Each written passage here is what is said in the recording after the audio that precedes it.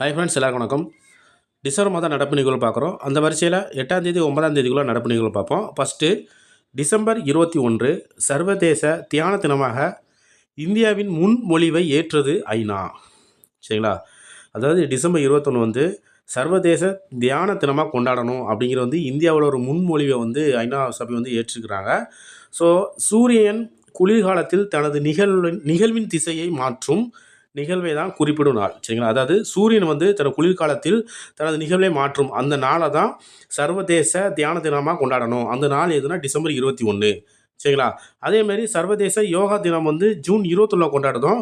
இது கோடை காலத்தில் சூரியன் தனது திசையை மாற்றும் நிகழ்வு தான் அப்படின்னு சொல்லப்படுது. சரிங்களா? அதாவது யோகா தினம் ஜூன் 21, சர்வதேச தியான தினம் டிசம்பர் 21. சரிங்களா? ரெண்டுக்கு டிஃப்ரென்ஸ் பார்த்துக்கோங்க. எது குளிர்காலம், எது கோடை காலம் அப்படிங்கிறது பார்த்துக்கோங்க. அடுத்து இரண்டாவது பார்த்தீங்கன்னா, சென்னை எண்ணூரில் உள்ள காமராசர் துறைமுகத்திற்கு 25வது வெள்ளி விழா கொண்டாடப்பட்டது. சரிங்களா? எத்தனாவது வெள்ளி விழா கொண்டாடப்பட்டதுன்னா 25வது வெள்ளி விழா.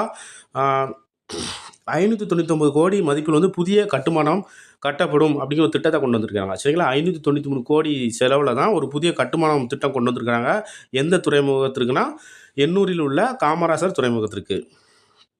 அடுத்து மூணாவது பார்த்தீங்கன்னா, அரசு பள்ளிகளை மேம்படுத்த நம்ம ஸ்கூல் ஃபவுண்டேஷன் திட்டம் தொடக்கம். சரிங்களா?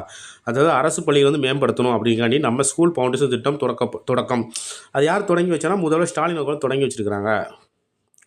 அடுத்து எல்ஐசியின் பீமா சஹி திட்டம் பிரதமர் மோடி அவர்கள் தொடங்கி வைத்தார். சரிங்களா? எல்ஐசியோட திட்டம் என்ன திட்டம்னா பீமா சஹி திட்டம். அது தொடங்கி வைத்தவர் பிரதமர் மோடி அவர்கள் தொடங்கி வச்சுருக்கிறாங்க. இதில் என்ன சொல்லிட்டு பார்த்தீங்கன்னா, பொருளாதார வளர்ச்சி அடைந்த பெண்கள் மூலம் வளர்ச்சி அடைந்த இந்தியா என்ற பிரதமரின் தொலைநோக்கு பார்வையில் ஓர் அங்கம் தான் இந்த திட்டம் அப்படின்னு சொல்லியிருக்காங்க. சரிங்களா? தொலைநோக்கு பார்வையின் ஒரு அங்கம் தான் இந்த பீமா சகி திட்டம் அப்படின்னு சொல்லியிருக்கிறாங்க. மொத்தம் 35,000 பெண்கள் இதில் ஜாயின் பண்ணுறதா பூரா சொல்லியிருக்கிறாங்க. அதுக்கப்புறமா 50,000 பெண்கள் எல்ஐசியில் முகவர்களாக தேர்வு செய்யப்படுவதா அப்படின்னு சொல்லியிருக்கிறாங்க. சரிங்களா? ஃபஸ்ட்டு 30,000 பெண்கள் முகவராக தேர்வு செய்யப்படுகிறார்கள். அடுத்து 50,000 பெண்கள் முகவர்களாக தேர்வு செய்யப்பட்டிருக்கிறார்கள். அடுத்து 5 பார்த்தீங்கன்னா, புகைப்பிடிப்பவர்கள் பழக்கத்துக்கு அடிமையானவர்களில் அதிகம் உள்ள நாடுகளில் இந்தியா 2ஆம் இடம். சரிங்களா? புகைப்பிடிப்பவர் பழக்கத்துக்கு அடிமையானவர்களில் நாடுகளில் 2ஆம் இடம் யாருன்னா இந்தியா. அடுத்தது சர்வதேச பகவத்கீதை விழா எங்கு நடைபெற்றதுன்னா ஹரியானாவில் குருஷேத்திரத்தில் நடைபெற்றது. சரிங்களா? எங்கன்னா ஹரியானா குருஷேத்திரம். இது என்ன சொல்லிட்டுருக்குன்னா, அதாவது வளர்ச்சி அடைந்த பாரத இலக்கு தான் நம்முடைய குறிக்கோள் அப்படிங்கிறது யார் சொல்லியிருக்காங்கன்னா துணை குடியரசுத் தலைவர் ஜெகதீப் தன்கர் அப்படின்னு சொல்லியிருக்கிறாங்க. சரிங்களா? துணை குடியரசுத் தலைவர் யாருன்னா ஜெகதீப் தன்கர். அடுத்து 7 பார்த்தீங்கன்னா, அனைவருக்கும் காப்பீடு என்ற இலக்கு அடையும் நிர்ணயம் 2047 அப்படின்னு சொல்லியிருக்கிறாங்க. எல்லாருக்குமே காப்பீடு அப்படிங்கிற ஒரு இலக்கை அடையணும். அந்த ஒரு இயர் எப்போ வரைக்கும் அடையணும்னு சொல்லியிருக்காங்கன்னா 2047க்குள்ளே அந்த இலக்கை அடையணும்னு சொல்லியிருக்கிறாங்க. இதில் என்ன சொல்லியிருக்குன்னா, காப்பீடு சட்டம் 1938, ஆயுள் காப்பீடு கழக சட்டம் 1956, காப்பீட்டு ஒழுங்குமுறை சட்டம் 1999. சரிங்களா? அடுத்தது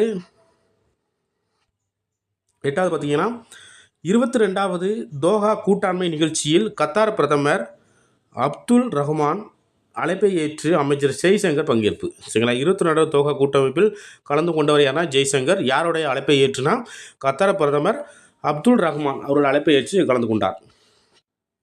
கிறிஸ்து பிறப்பின் பெருவிழா ஆண்டாக 2025 கத்தோலிக் திருச்சபை அறிவித்துள்ளது. சரிங்களா? கிறிஸ்து பிறப்பின் பெருவிழா ஆண்டு அப்படின்னு எதை சொல்கிறாங்கன்னா 2025 தான் அப்படிங்கிற அறிவித்த திருச்சபை எதுனா கத்தோலிக் திருச்சபை. மத்திய அரசின் பேரிடர் மேலாண்மை துறை இணைச் செயலர் யார் அப்படின்னா ராகேஷ் குப்தா. மத்திய அரசின் பேரிடர் மேலாண்மை துறை இணைச் செயலர்னா ராகேஷ் குப்தா.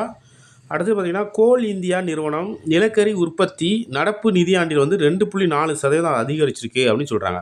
சரிங்களா? என்ன நிறுவனம்னா கோல் இந்தியா நிறுவனம் நிலக்கரி உற்பத்தி நடப்பு நிதியாண்டில் 2.4% அதிகரிச்சிருக்கு அப்படின்னு சொல்கிறாங்க. சரிங்களா? ஸோ இதோட தான் கரண்ட் அஃபேர்ஸ் முடிஞ்சு. தேங்க்யூ.